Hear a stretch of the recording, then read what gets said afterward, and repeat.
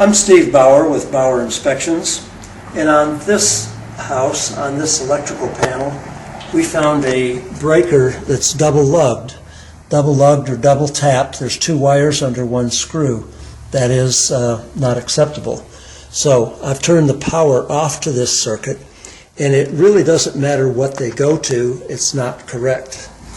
So people often ask me, what does it go to when I find that? And the fact is, it just doesn't matter.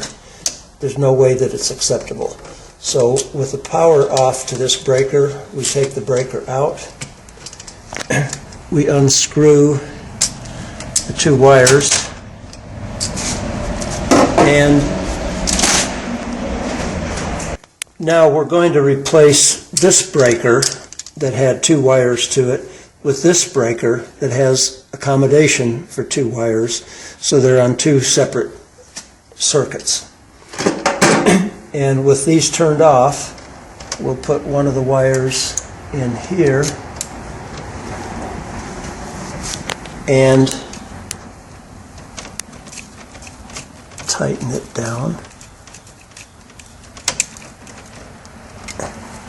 And then take the other wire here and put it in the other side.